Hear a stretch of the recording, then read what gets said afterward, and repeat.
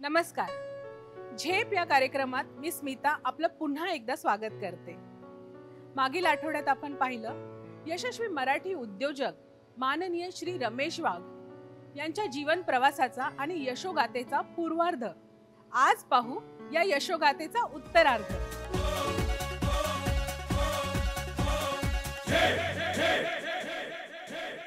आपण पाहिलं की रमेशजींच्या उद्योगात कुरबुरी होण्यास सुरुवात झाली होती आणि समस्या त्यांना घेरू लागल्या होत्या आणि त्यातच कामगार युनियननी संपाचा बडगा उगारला.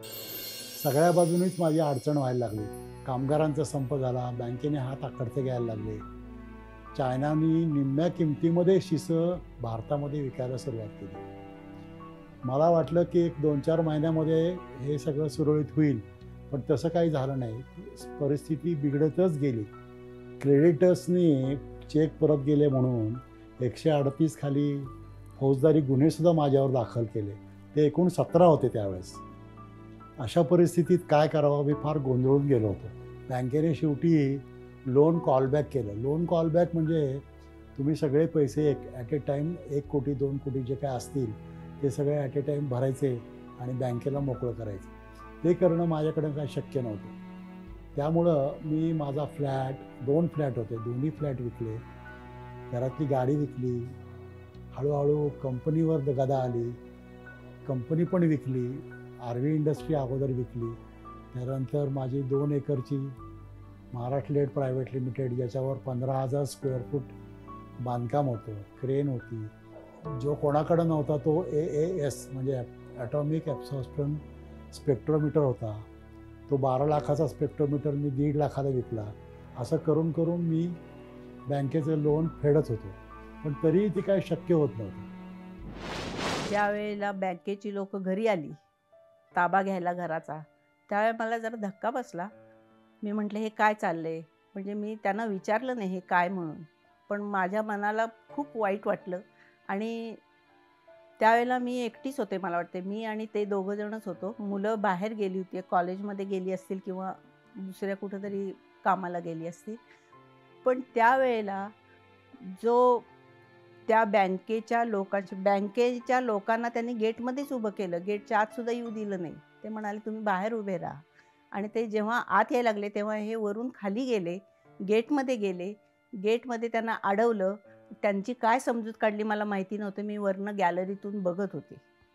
आणि या गोष्टीत मला असं सांगावंसं वाटतं की त्यांचा आध्यात्मिक बेस असल्यामुळं त्या परिस्थितीतून कसा मार्ग काढायचा, कसं शांतपणे राहायचं, हे मी त्यांच्याकडनं शिकत गेले. त्याच काळात माझा धाकटा भाऊ सुरेश वाघ, फार मोठा मला सपोर्ट त्याचा मिळाला.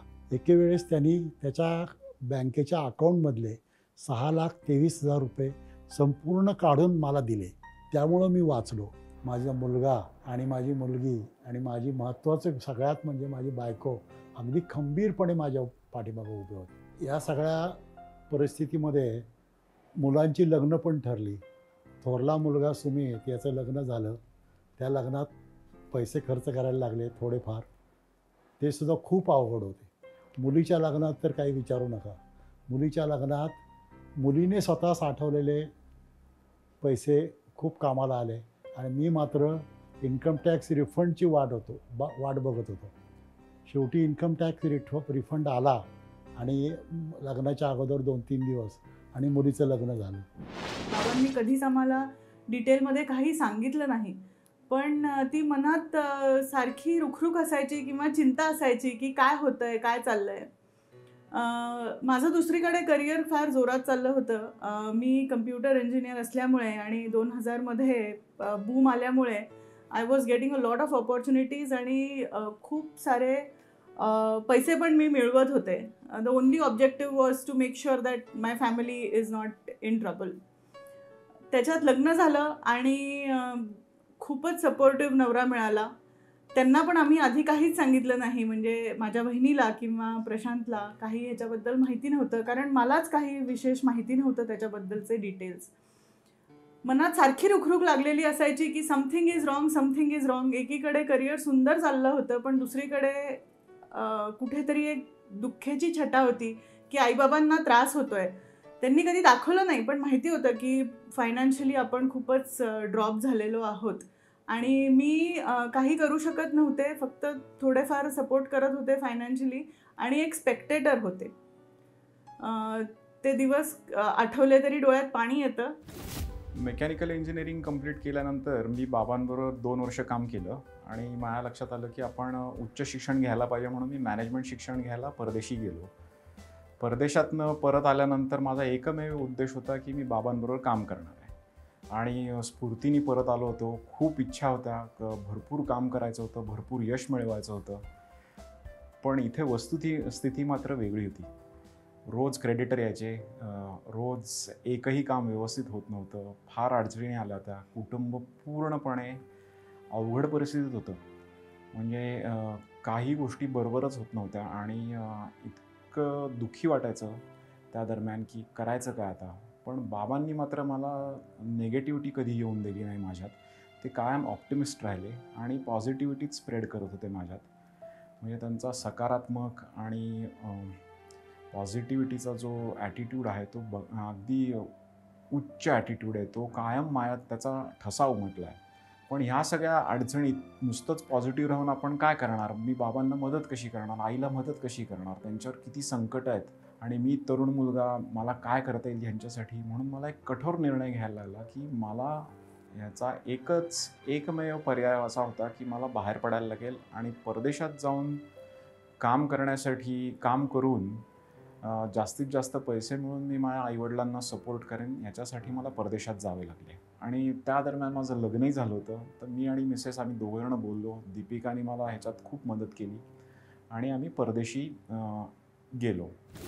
ज्या वेळेला आपल्या घरातल्या मुलांची आपल्याला साथ पाहिजे असती, त्याच वेळेला ह्या मुलांनी आम्हाला साथ दिली आणि कुठलीही कुरकुर न करता, काही एक शब्द न बोलता त्यांनी आम्हाला मदत केली आणि ह्याच्यात आम्हाला भयंकर अभिमान आहे. मुलांचा सुद्धा आम्हाला भयंकर अभिमान आहे.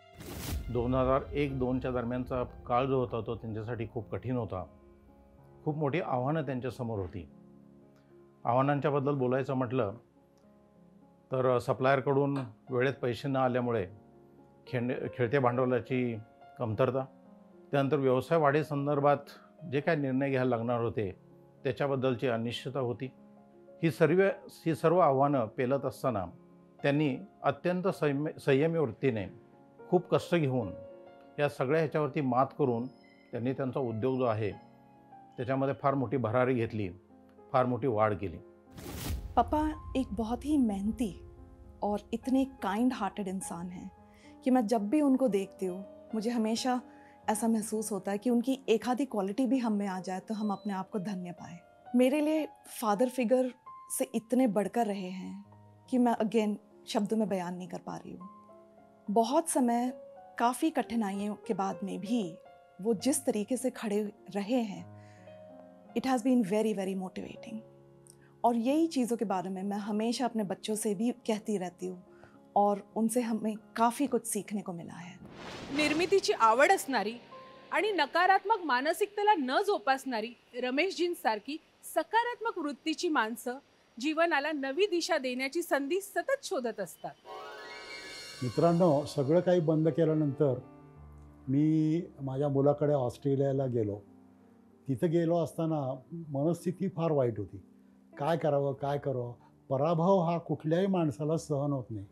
विशेषतः मला सारखं वाटायचं की आपण एवढं कष्ट करतो तरी आपण पराभव कसा सहन करायचा. हे काही आयुष्यातला पराभव मला काही सहन झाला नाही. शेवटी मी म्हटलं की आता परत आपण पुण्याला जावं आणि काहीतरी करावं, म्हणून मी परत पुण्याला आलो. मी आणि माझी मिसेस परत पुण्याला आलो. पुण्याला आल्यानंतर सकाळी उठल्यानंतर बाहेर बघावं तर आमच्या घरासमोर एक मोकळा प्लॉट होता. त्या प्लॉटमध्ये अनेक जण कचरा आणून टाकायचे. तो कचरा मी सकाळी समोर जाऊन उभं राहायचो, इथं कचरा टाकू नका, पण माझी पाठ वळल्यानंतर परत ते सगळेजण कचरा आणून टाकायचे. तर मी मनात विचार करायला लागलो की आपण इंजिनियर आहोत, याच्यावर काहीतरी आपण मार्ग काढला पाहिजे. म्हणून मी आणि माझा भाचा अमित यांनी विचार करायला सुरुवात केली की अमित म्हणाला की याच्यावर काहीतरी करूयात आपण. मी पण म्हणालो आपण काहीतरी करूयात. मग आम्ही गांडूळ शेती करायला सुरुवात केली आणि आमचा तो प्रयोग फसला. मग त्याच्यानंतर आम्ही कंपोस्टिंग विचार केला. कंपोस्टिंग कसं करायचं, अनेक पुस्तकं आणली, वाचली, गुगलमध्ये सर्च केलं. एक छोटंसं मशीन बनवलं लाकडाचं. मी आणि अमित माझ्याबरोबर काम करायला असायचा. दोघं जणांनी मिळून एक छोटासा बॉक्स तयार केला आणि त्याच्या बॉक्समध्ये तो असा हाताने फिरवायचा असायचा. आतमध्ये एक पेडल असायचं, त्या पेडलनी ते बॉक्समधला कचरा फिरवायचा. असं त्या बॉक्सचं एकंदरीत स्वरूप होतं.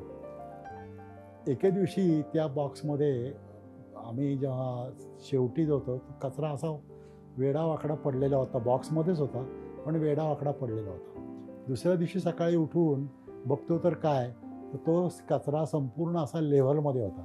तर अमित म्हणाला की काहीतरी आहे आतमध्ये. तर आम्ही विचार केला की काय असेल बरं आतमध्ये.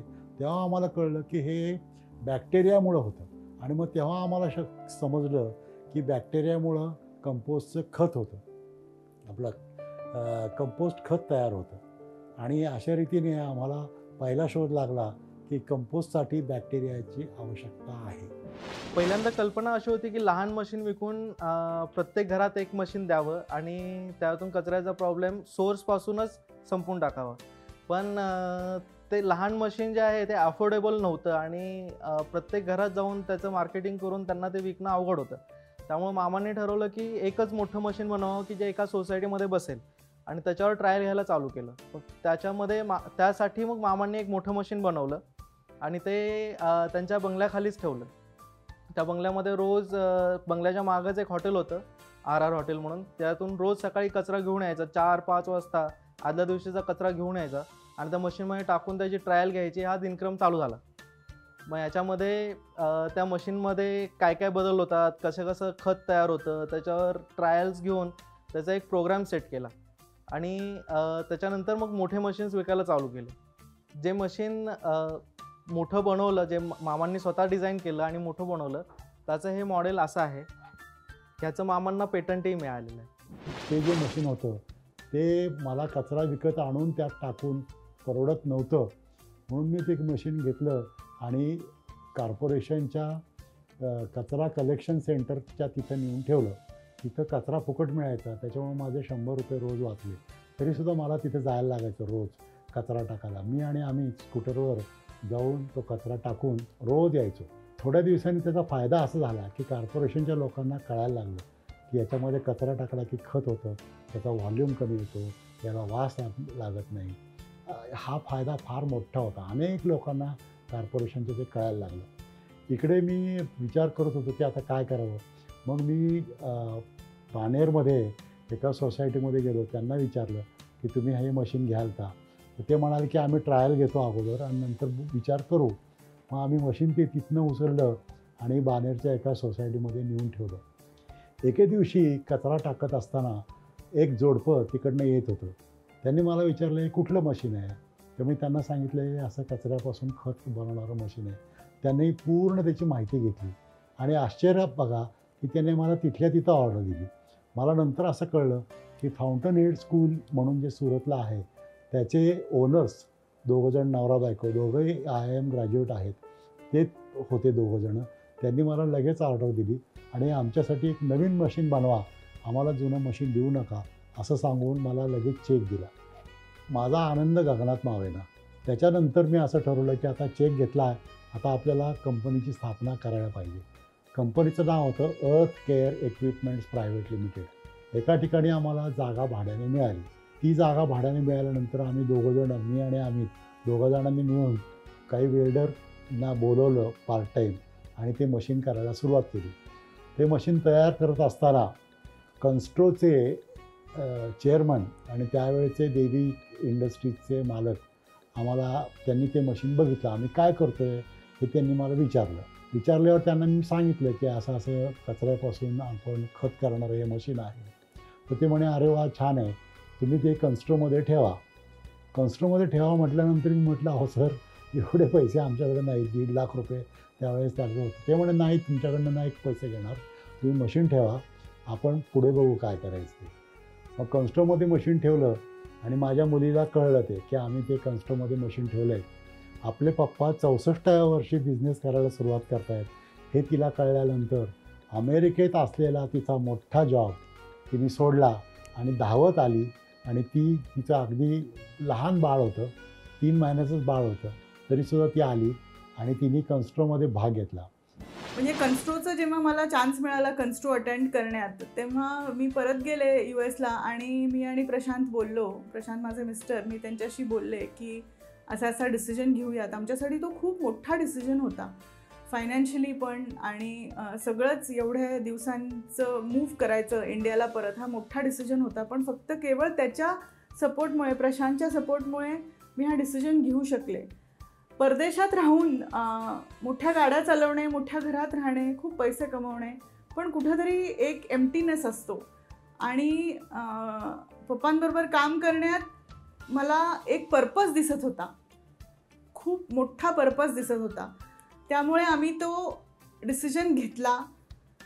माझ्या नवऱ्याने मला खूप सपोर्ट केलं त्याच्यात आणि मी परत आले लहान मुलांना 2 घेऊन. आणि इथे मग रेस्ट इज हिस्ट्री म्हणता येईल, पण खूप मजा आली त्याच्यानंतर, to go behind a purpose. रमेशजी उर्फ पप्पा हे माझे सासरे आहेत आणि त्यांचं व्यक्तिमत्व, आता मी खूप लहान माणूस आहे तसं त्यांचं व्यक्तिमत्व डिस्क्राईब करायला किंवा त्यांच्याबाबत बोलायला, त्याला इंग्लिशमध्ये मी एकच शब्द म्हणेन, larger than life. Larger than life असं त्यांचं व्यक्तिमत्व आहे. त्यांनी जे काय आत्तापर्यंत अचीव केलं आहे ह्या उद्योग क्षेत्रात, ते एक उदाहरणच आहे सगळ्यांसाठी. पप्पांना हा एक मोठा पुरस्कार मिळालेला आहे, ज्याला पारखे अवॉर्ड असं म्हणतात. आणि हा पुरस्कार फक्त अशा कंपन्यांना दिलं जातं त्यांची ओरिजिनल आयडिया असेल आणि ती मार्केटला आणून त्याचा बिझनेस केला जातो, अशा व्यक्तिमत्वाला तो पुरस्कार दिला जातो. आणि ही खूप मोठी गौरवाची गोष्ट आहे अर्थकेअर इक्विपमेंट्सला की पप्पांना तो पुरस्कार लाभला आहे. शून्याच्याही खाली गेलेला एखादा उद्ध्वस्त उद्योजक पुन्हा एकदा नवीन उद्योग उभारण्यास धडपडतो, ज्या उद्योगाचा त्याच्या आधीच्या उद्योगाशी काहीही संबंध नाही असा. त्याची ही खटपट खरोखर वाकडण्यासारखी असते. मी बाबांबरोबर काम करताना त्यांचे भरपूर इनोव्हेशन्स बघितले. मी त्यांना नेहमी म्हणायचो, पप्पा तुम्ही इनोव्हेटर आहात, तुम्ही बिझनेसमन नाही. आणि आज वयाच्या 64व्या वर्षी त्यांनी जे इनोव्हेशन तयार केलं आणि अर्थकेअरमध्ये त्याची स्थापना करून एका ग्रेटर पर्पजसाठी, अर्थकेअरच्या पर्पजसाठी जे काम करतायत ते, याच्यापेक्षा मोठा आनंद काय. मित्रांनो, अर्थकेअर इक्विपमेंट प्रायव्हेट लिमिटेड ही कंपनी स्थापन झाली. त्याच्यामध्ये नवीन एम्प्लॉईज यायला लागले. हे एम्प्लॉईज आणि मी याचं एक रिलेशन तयार झालं.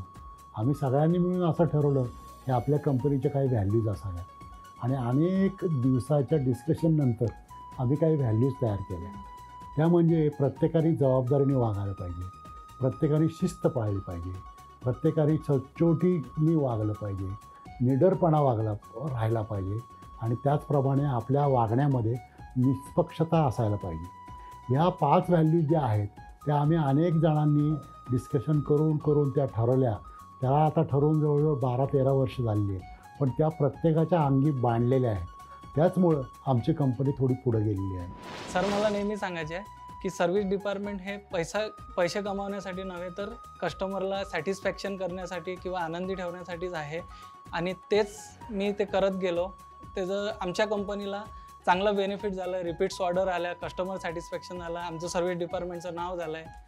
आणि त्याच सरांच्या कानमंत्रावर मी चालत गेलो, पुढे पण चालत राहील. सेल्स अँड मार्केटिंग डिपार्टमेंटचं महत्त्व काय आहे की सेल्स अँड मार्केटिंगने आणलेली कुठलीही ऑर्डर ही आपल्या एम्प्लॉई प्लस एम्प्लॉईचे जे कुटुंबीय आहे, तसेच आपले जे सप्लायर व सप्लायरचे कुटुंबीय, असे जवळजवळ 1200 ते 1500 लोकांवर एक ऑर्डरचा इफेक्ट पडतो. त्यामुळं प्रत्येक ऑर्डर ही चिकाटीने व उत्कृष्ट काम करून तुम्ही आणली पाहिजे, की जेणेकरून सर्व 1200-1300 लोकांचा अर्थचक्र फिरतं. त्यामुळं अशा गायडन्सखाली, सरांच्या गायडन्सखालीच मला भरपूर काही शिकायला मिळालं. मला आनंद वाटतो सांगायला की एके दिवशी अचानक इटलीवरून एक ग्रस्त ट्रॅव्हल करून इंडियामध्ये आले आणि आमच्या कंपनीमध्ये आले. त्यांची आमची ओळख नव्हती. त्यांचं नाव पियर पावलो. त्यांनी आम्हाला सांगितलं की मी कचऱ्याविरुद्ध काम करतो, मला तुमचं मशीन बघायचं आहे. आणि त्यांनी आमचं मशीन बघितलं, ते त्यांना खूप आवडलं. ही गोष्ट आहे जवळजवळ 10 वर्षापूर्वीची. त्यापासून आत्तापर्यंत पियर पावलो आम्हाला अनेक ऑर्डर्स देत असतात आणि आमचं त्याच्यामुळं खूप मोठी भरभराट झालेली आहे. ह्या ऑर्डर्स एक्सपोर्ट ऑर्डर असल्यामुळे आमचं जगात अनेक ठिकाणी नाव गेलं. आम्ही आत्ता जवळजवळ 16 ते 17 देशामध्ये एक्सपोर्ट करतो आहोत. त्याचे जनक म्हणून पियर पावलोला म्हणायला काय हरकत नाही. वाघ सरांची माझी ओळख खरं खूप अलीकडच्या काळातली, 1 वर्षापूर्वी आमची ओळख झाली. जेव्हा अजून मी जॉईन व्हायचं होतो आणि आम्ही 1 तासाभरासाठी बोललो आणि त्या दिवशी मी घरी गेलो आणि घरी जेव्हा मी बोलत होतो तेव्हा मी असं सांगितलं की आज मी नवीन कुशाबा महिंद्रांना भेटलो.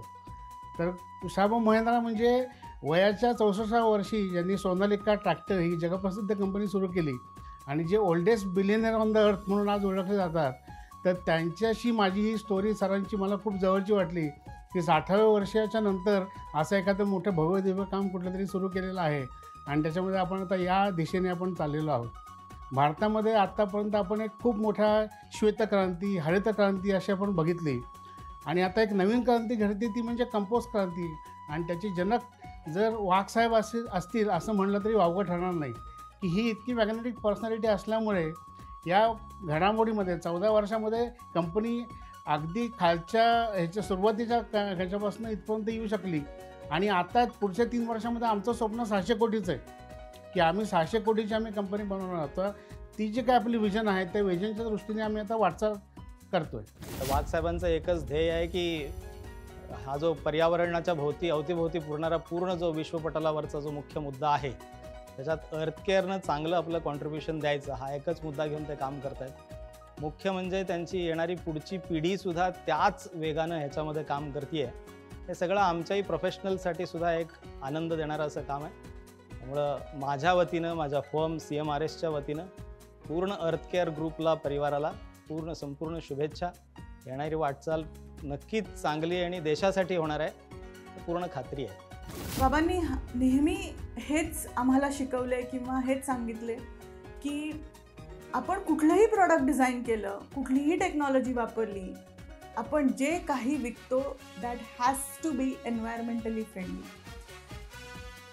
त्यांनी आपल्या प्रॉडक्टमुळे कुठल्याही प्रकारे पृथ्वीला नुकसान नाही झालं पाहिजे किंवा कस्टमरला नुकसान नाही झालं पाहिजे, हे बॉटम लाईन आहे. अर्थकेअर इक्विपमेंटचा जेव्हा प्रसार होत होता, जगभर आमचे कंपनीचे मशीन जात होते. या काळात राजेंद्र बागवे सर ज्यांनी TLC तर्फे माझ्या मुलीला 5 वर्ष मोफत ज्ञान दिलं.